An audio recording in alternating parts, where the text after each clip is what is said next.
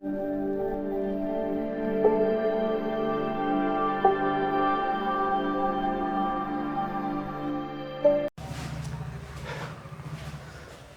back in my YouTube channel Vidyasagar Gurukul, and once again I am your English teacher Sanjeev Ranjan. Last time जो हम लोगों ने बात किया था वो सब्जेक्ट के ऊपर डिस्कशन हमने किया था। आज जो हम डिस्कस करने जा रहे हैं मेन टॉपिक तो बेस ऑफ टेंस ही रहेगा, लेकिन उसमें जो हमारा नेक्स्ट टॉपिक है वो हमारा होगा ऑब्जेक्ट। ऑब्जेक्ट का अर्थ होता है हिंदी में कर्म कहते हैं। देखो, कर्म का मतलब ये नहीं कि आपने क्या काम किया है, वो नहीं, यहाँ ये दूसरा है। होता ना जो जस करी तस फल रही चाका, उस आपको संस्कृत में श्लोक है, छोड़िए। मतलब मेरा बेसिक क्या था, कर्म का मतलब काम नहीं है, फिर यहाँ उसको कर्म सिर्फ बोला गया है। तो ऑब्जेक्ट का है क्या, इस चीज़ को समझते हैं। ऑब्जेक्ट का मतलब कि बहुत सारा डेफिनेशन आ सकता है। हम बार बार कहते हैं डेफिनेशन कोई फिक्स नहीं है, बहुत सारे डेफिनेशन बना सकते हैं। जैसे हम लोग कह सकते हैं द थिंग और the person who affected by the action, ये कह सकते हैं हम लोग। या फिर कह सकते हैं कि one who receive the resultant of action, ठीक है, और रिजल्टेंट ऑफ एक्शन भी कह सकते हैं, या फिर resultant of action of subject भी कह सकते हैं। बहुत सारी चीज़ें हैं। Who receive the result of action of subject in a sentence, मतलब मेरे हिसाब से हम लोग बहुत कुछ बना सकते हैं, राइट।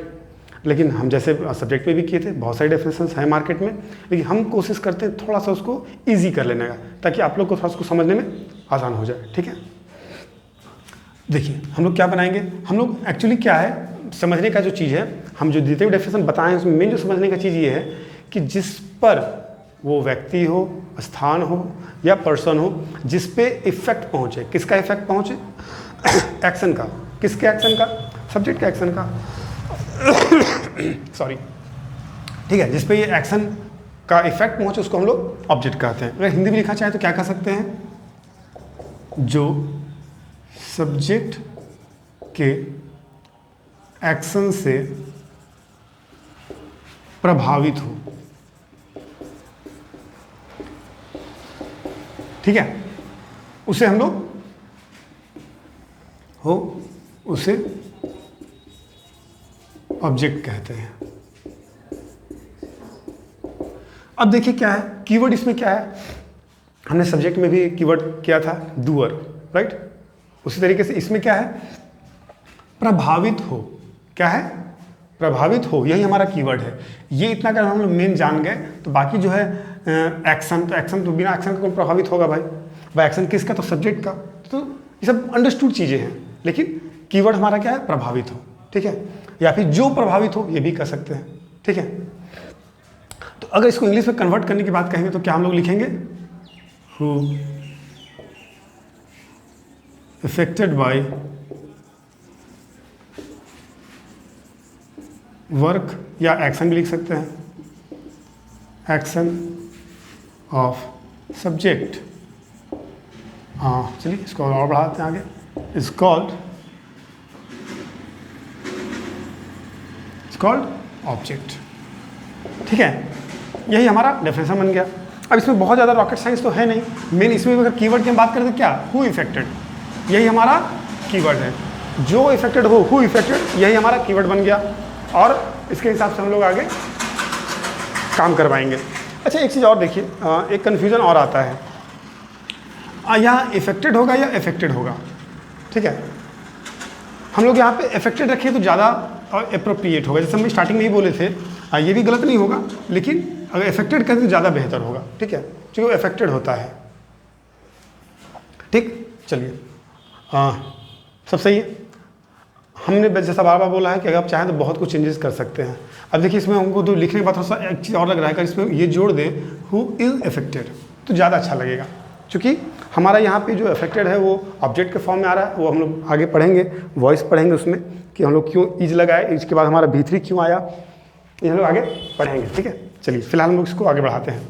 तो अब सवाल है कि अगर हम एक सिंपल सा क्वेश्चन लें, सिंपल सा सेंटेंस लें जो हमने लास्ट टाइम भी लिया था, वो क्या था?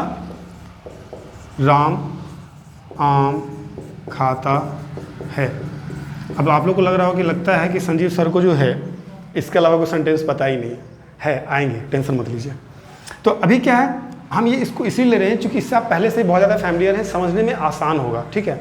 हम एग्जाम्पल और लेंगे, आप टेंशन ना लें। तो हमारा राम तो सब्जेक्ट था, इसमें कोई क्लियरेंस की आवश्यकता नहीं है। अब हमारा जो ऑब्जेक्ट है वो आम है, ये हमारा क्या है, ऑब्जेक्ट। क्यों है? क्योंकि अगर राम खा रहा है आम को, तो आम या तो कम जाएगा या बढ़ जाएगा। ऐसा होगा? कमेगा, इसे बढ़ेगा कैसे? चलिए ठीक है। तो है क्या कि हमारा जो आम है वो कमना शुरू हो गया, तो असर किस पे पड़ा? आम पे। हाँ, फिर से आप सोच सकते हैं कैसे भाई, पेट तो भरा राम का, तो राम का पेट भी जो है वो भी तो ऑब्जेक्ट हो सकता है। तो जब राम का पेट ऑब्जेक्ट है तो राम तो भाई राम में ही ना राम का पेट भी है, तो राम भी तो ऑब्जेक्ट हो सकता है। लेकिन वंस अगेन सेम चीज़ जो हमने लास्ट क्लास में कहा था कि हमारे सेंटेंस में क्या लिख रहा है। हमारा सेंटेंस ये नहीं लिख रहा है कि राम के आम खाने से राम का पेट भरा, या राम के अंदर जाने से राम का पेट भरा, ऐसा कहीं लिख नहीं रहा है। तो हमारे पास जो सेंटेंस है उसमें तीन ही चीज़ें हैं, राम, आम और खाता। ठीक है, ठीक। तो मेन हमारा क्या, खाना का काम कौन कर रहा है? राम कर रहा है, सब्जेक्ट ये हो गया। ऐसे असर किस पे पड़ रहा है? आम पे, चूंकि आम कम जा रहा है। राइट, ठीक है। आते हैं नेक्स्ट एग्जाम्पल पे। ये नेक्स्ट एग्जाम्पल लेने का मेरा एक ही मकसद है कि मार्केट में बहुत सी चीज़ें हैं जो हम लोग जानते तो जरूर हैं, लेकिन हम लोग को उसमें एग्जैक्ट रीज़न पता नहीं होता, एग्जैक्ट उसका लॉजिक पता नहीं होता, और हम उस लॉजिक को पहले क्लियर करना चाहते हैं। क्योंकि एक बार अगर आपका लॉजिक सही हो गया ना, तो फिर डेफिनेशन आपका कभी गलत होगा ही नहीं, आंसर कभी गलत होगा ही नहीं।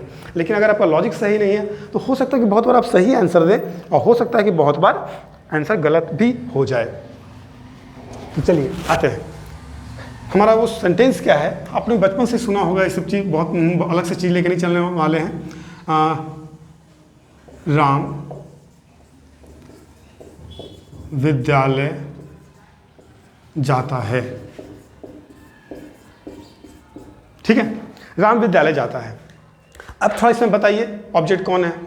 सबको पता है, हमको पता है, आप लोग फट से बोले होंगे कि भाई यही तो है ऑब्जेक्ट। लेकिन अब मेरा क्वेश्चन है, हमें एक चीज़ बताइए, हमारे विद्यालय पे क्या फ़र्क पड़ा? राम जब विद्यालय गया तो क्या विद्यालय बड़ा हो गया, छोटा हो गया? वहाँ का क्या चेंजेज आया? क्या कोई चेंजेज आया? नहीं। फिर उसको ऑब्जेक्ट क्यों मान लिए? एक तरफ हम खुद कह रहे हैं कि वो ऑब्जेक्ट तभी कहलाएगा जब वो इफेक्टेड होगा, तो इसमें इफेक्ट पहुंचा कहाँ? और जब कोई इफेक्ट पहुंचा ही नहीं तो ऑब्जेक्ट हुआ कैसे? है ना क्वेश्चन। चलिए 1 सेकेंड 2 सेकेंड का टाइम दिए, आंसर 1 में सोचिए, उसके बाद हम आंसर करते हैं। 1 2 टाइम अप। चलिए आते हैं, देखिए है क्या, समझने की चीज़ क्या है। हमारा जो ऑब्जेक्ट है विद्यालय, ये विद्यालय ऑब्जेक्ट क्यों है, इसमें लोग चलते हैं। विद्यालय क्या किसको कहते हैं?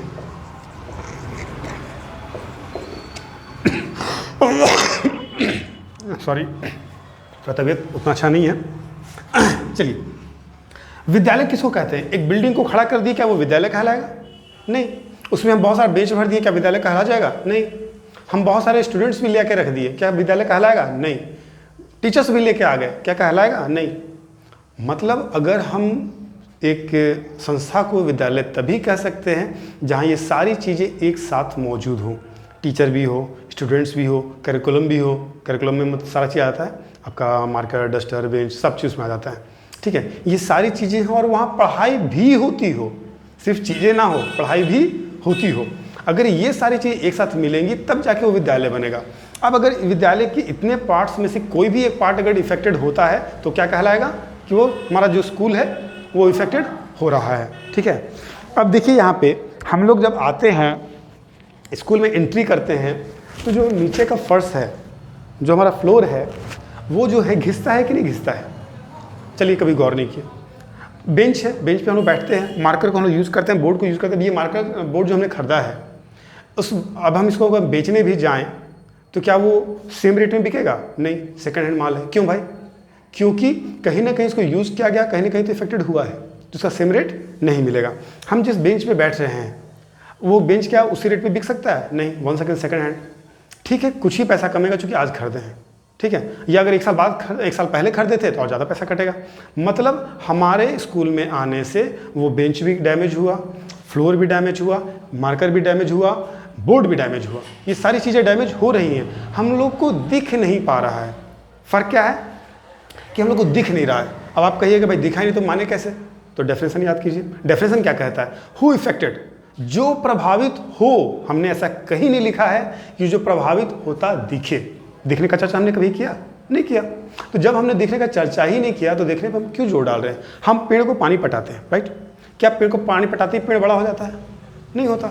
हाँ, एक छुई मुई पौधा होता है, उसको छुइएगा तो फट से अपने आप को कवर अप कर लेता है। हम उसकी बात नहीं कर रहे। वो कुछ कुछ ऐसे पौधे हैं जो अपने आप को इतने सेंसिटिव होते हैं, तुरंत सेंसिटिविटी शो करते हैं, राइट? लेकिन ऐसे हम लोग जब पेड़ को पटाते हैं तो क्या होता है?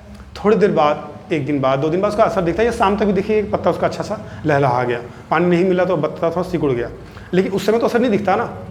तो मतलब क्या है? हमारे डेफिनेशन के हिसाब से, हमारा नहीं, हमारे का से मतलब जितने भी लोगों ने डेफिनेशन बनाया है उसका तरीका यही है कि जहाँ भी इफेक्ट हो दिखना जरूरी नहीं है, राइट? हमने इस बोर्ड को धक्का दिया, इस दीवार को धक्का दिया, क्या दीवार हिल गया?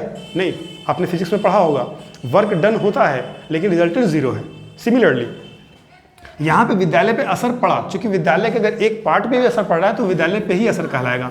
अगर आप बीमार पड़ते हैं तो ऐसा तो नहीं कि आपका फुल बॉडी पार्ट काम करना बंद कर देता है, नहीं, कुछ बॉडी पार्ट इफेक्टेड होते हैं, लेकिन बीमार तो पूरा बॉडी कहलाता है ना, राइट? सिमिलरली यहाँ पे क्या है कि हमारा विद्यालय जो है यहाँ उस हिसाब से, चूंकि इसके कुछ पार्ट जो हैं इफेक्टेड हो रहे हैं, इसीलिए ये हमारा क्या कहलाएगा? ऑब्जेक्ट कहलाएगा। क्लियर है? ऐसे बहुत सारे एग्जाम्पल भरे पड़े हैं, आप देख सकते हैं। मैं पेड़ पटाता हूँ, मैं विद्यालय जाता हूँ, वह मेला घूमने जाता है। अब मेला भी वहाँ पे क्या है, क्या असर कर रहा है? लेकिन वहाँ पे जो चीज़ें हैं, इनको जो इंग्रेडिएंट्स हैं, इनके जो पार्ट्स हैं वो इफेक्टेड हो रहे हैं, राइट? तो आज इतना ही, मिलते हैं फिर नेक्स्ट वीडियो में। सो तब तक के लिए बाय, थैंक यू।